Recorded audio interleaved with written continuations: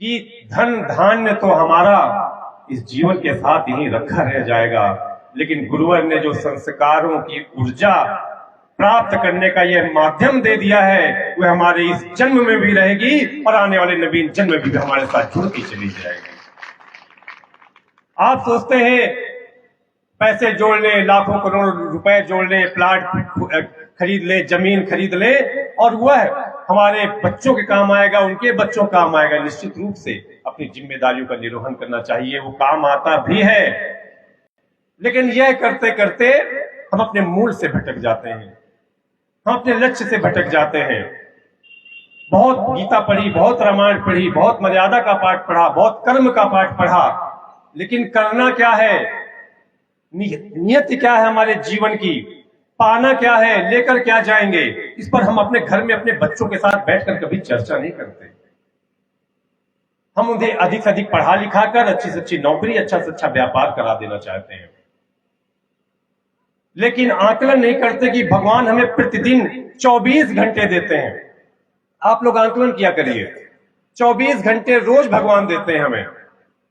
और जब इस तरह से आप आकलन करेंगे, फिर आप जोड़िए कितने घंटे सोने में लगाए, कितने घंटे अपने कपड़े धुलने में लगाए, कितने घंटे अपनी दुकान में लगाए, कितने खेती किसानी में लगाए, कितनी बच्चों की देख रेख में लगाए, कितनी देर मोबाइल देखने में लगाया, कितनी देर टीवी देखने में लगाया, कितनी देर गांव की चौपाल में बैठकर 1-2 घंटे बातें करने में बिता दिए।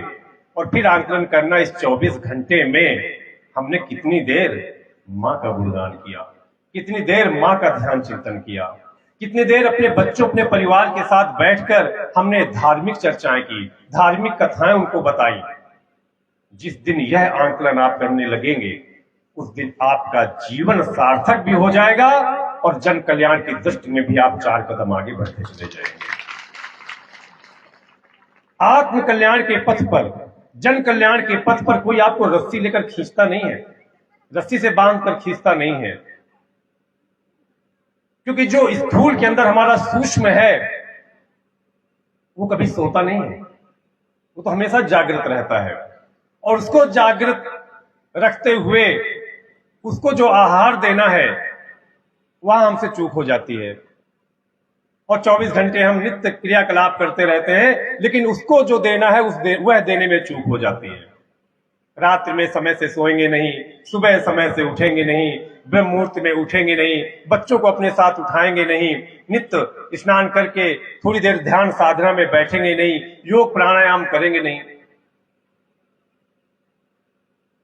ये छोटे छोटे क्रम आपको एक परिवार के रूप में भी मजबूत करते हैं, एक गांव के रूप में भी मजबूत करते हैं, और एक समाज, एक देश, एक राष्ट्र के रूप में भी मजबूत करते हैं। आपके ऋषि मुनियों की तपस्या का ही परिणाम है। आप यहां जो धार्मिक ग्रंथ रखे हैं उनके पुण्य प्रताप का परिणाम है। आपके पूर्वज जो इतने कर्मठ थे उनका प्रताप है कि आज जहां विश्व भर के देश आपसी संघर्षों में उलझे हुए हैं,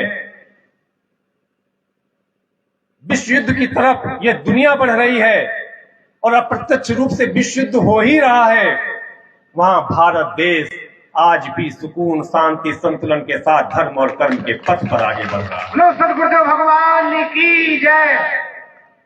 ये परम पूज्य योगीराज श्री शक्ति पूज्य जी महाराज की प्रताप का ही परिणाम है कि आज उन्होंने ऐसे लाखों शक्ति साधक तैयार कर दिए हैं कि देश के अंदर भी, और यदि देश की रक्षा के लिए भी कभी जरूरत पड़ेगी तो भगवती मानव कल्याण संगठन के लाखों कार्यकर्ता भाई बहन सबसे पहले अपनी आहुति देने के लिए तैयार नजर आए। और हमें वो अपनी पीढ़ी तैयार करनी है।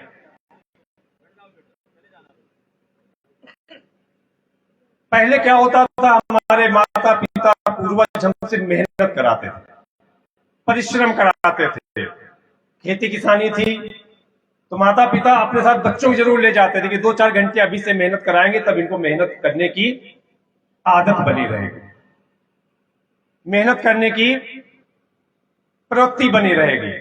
अब आजकल हम अपने बच्चों को कोमल बनाना चाहते हैं, समय से उठाना नहीं चाहते, समय से जगाना नहीं चाहते, उनको चोट न लग जाए, उनको धूल न लग जाए, वो संघर्ष क्यों करें, उनको शहर में भेज दें, अच्छे स्कूल में पढ़े, अच्छे हॉस्टल में रहे। और ये उसको उनको मजबूत नहीं बनाता, ये उनको कमजोर बनाता है।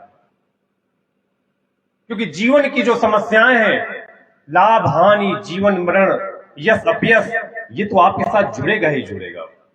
लेकिन उन संघर्षों से सामना कैसे करना है, उस संघर्षों से पार कैसे निकलना है, ये हमें योगीदास श्री शक्तिपुत्र जी महाराज ने सिखाया है। और आज आप देखिए कि भगवती मानव कल्याण संगठन 31 वर्षों की यात्रा पूरी कर रहा है। कल 15 मार्च को भगवती मानव कल्याण संगठन का स्थापना दिवस है। भगवान की जय। भाइयों और बहनों, भगवती मानव कल्याण संगठन अपने 30 वर्षों की यात्रा पूर्ण कर चुका है। इन 30 वर्षों में भगवती मानव कल्याण संगठन ने जो आयाम रचे हैं, उस पर एक ग्रंथ भी लिखा जाएगा तो कम पड़ेगा। और कल 15 मार्च को हम भगवती मानव कल्याण संगठन के स्थापना दिवस के रूप में 32वें वर्ष में प्रवेश कर रहे हैं। और वर्ष प्रतिवर्ष हमारा संकल्प और मजबूत होता जा रहा है कि जन कल्याण के लिए, आत्म कल्याण के लिए परम पूज्य गुरुवर श्री शक्तिपुत्र जी महाराज के दिशा निर्देशन पर चलते हुए, माता भगवती की कृपा को प्राप्त करते हुए अपने कदमों को रुकने नहीं देंगे और इस पूरे भारत देश को नशे मांसाहार से मुक्त, चरित्रवान चेतनावान विश्व गुरु बनाकर ही दम लेंगे। ये हमारा संकल्प है। भगवान की जय। और ये जो दिवस आते हैं, ये हमारे लिए संकल्प के दिन है।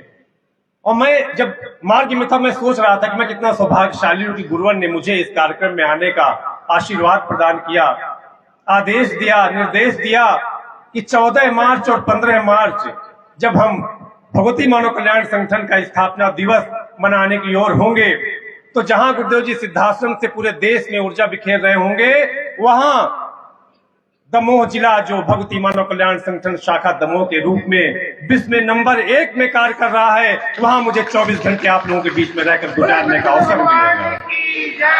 आज एक कार्यक्रम में, कल पथरिया के बिलानी में वह कार्यक्रम करने का अवसर मिलेगा। भाइयों और बहनों, ये क्षण, ये लक्ष्य जो हमें आगे बढ़ा रहे हैं, हमें कमजोर नहीं करते, हमें मजबूत बनाते हैं, हमारी आत्मशक्ति को प्रबल बनाते हैं, हमारी ऊर्जा शक्ति को प्रबल बनाते हैं। और ध्यान रखिए, जिस बात से इस लक्ष्य की शुरुआत की गई थी, मानव के बारे में बताया गया कि मानव को हमेशा सचेत होना चाहिए, जुझारू होना चाहिए, सजग होना चाहिए। और उस मानव शब्द का कितना बड़ा महत्व है कि जब गुरुदेव जी ने तीनों धाराओं में पहली धारा बनाई, तो उस संगठन में भी नाम भगवती मानव कल्याण संगठन रखा। आज से 30 वर्ष पहले गुरुदेव जी थे, गुरुदेव जी के उस समय तक गुरुदेव जी गुरुदीक्षा भी लेते थे। साधारण जीवन गुरु जी का, लेकिन तप से भरपूर, त्याग से भरपूर, तपस्या से भरपूर, तब गुरुवर ने यह संगठन बनाया था। और तब गुरुदेव जी जो बात कहते थे, किसी ने भरोसा किया।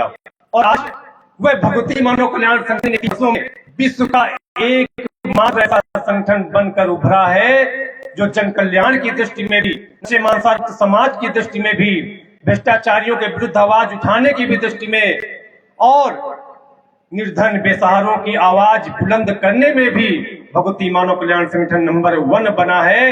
वैसे मान लीजिए, तीनों धाराएं आने वाले वर्षों में हमें और हमारी आपकी पीढ़ियों को चौंकाएंगी, क्योंकि ये धाराएं वो करेंगी जिसका लक्ष्य गुरुवर ने बहुत पहले निर्धारित करके हमारे आपके सामने रख दिया। भगवान की जय। किसान जब अपनी खेत में फसल की शुरुआत करता है, जोतता है, पानी डालता है, बुआई करता है, तो एक विश्वास होता है, मैं मेहनत करूंगा तो फसल अच्छी होगी, और फसल अच्छी होती है। गुरुवर ने तो विश्वास भी किया, अपनी तपस्या भी लगाई, और सबसे बड़ी ऐसे परम कृपालु, परम तपस्वी गुरुवर, जिन्होंने स्वयं माता भगवती आदि शक्ति जगत जननी जगदम्बा का साक्षात्कार किया हो, जिनसे एकाकार किया हो, उनका कोई लक्ष्य कैसे अधूरा रह सकता है। उनकी तीनों धाराएं अपने मुकाम तक अवश्य पहुंचेंगी, और समाज में हम बड़ा परिवर्तन करते हुए अपने भारत को विश्व गुरु निश्चित बनाएंगे। हमारी आपकी पीढ़ियां सौभाग्यशाली होंगी। ऐसे नहीं गुरुवर कहते कि जीते जी अपने घरों की डायरी में एक दो पेज लिख कर जाना कि आप ऐसे संगठन से कब जुड़े, कब गुरु दीक्षा ली, गुरु जी ने क्या कहा था, कब क्या होना है, क्या लिखा है। ये भी कह के गए थे कि जो मैं जारी लिख रहा हूँ गुरु जी ने जारी लिख के जाना, और उसकी चाबी सूटकेस के अपने पीढ़ी दर पीढ़ी बांटते जाना कि जो हमारी पीढ़ी उसको देखती जाए, बीच बीच में खोल के पढ़ती जाए। हमारे आपके जीते जी हमारी आने वाली पीढ़ी में वो लक्ष्य भी पूरे हुए और समाज में बड़ा परिवर्तन आएगा।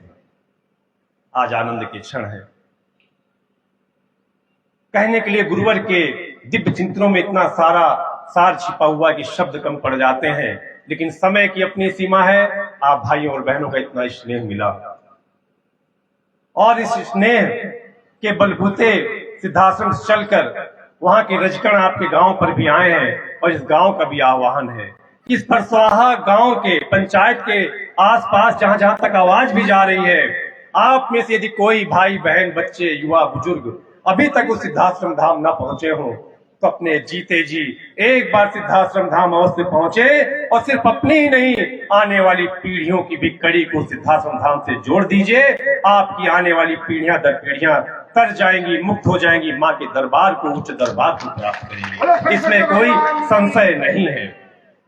हर वर्ष सिद्धाश्रम में जो शिविर होता है, शारदीय नवरात्रि में अक्टूबर में 19-20-21 अक्टूबर को वह शिविर भी संपन्न होगा।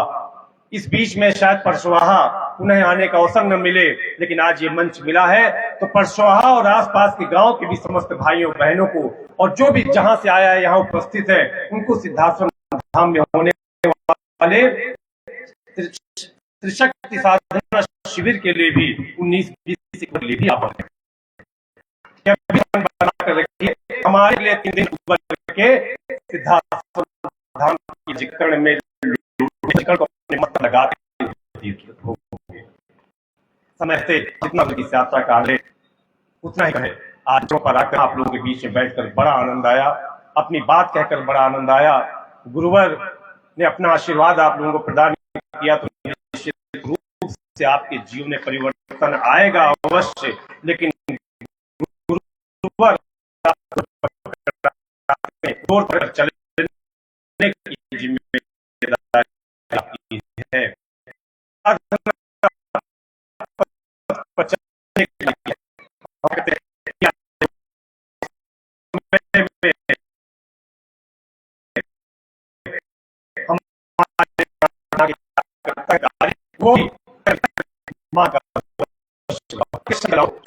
लोग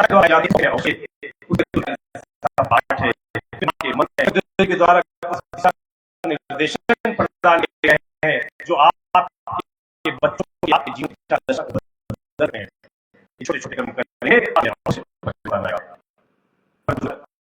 क्या आशीर्वाद इस तरह के समय आपको प्राप्त रहे, वहां के दरबार पे बैठने आपको प्राप्त रहे। आप सभी का मंगलमय भविष्य हो, आपका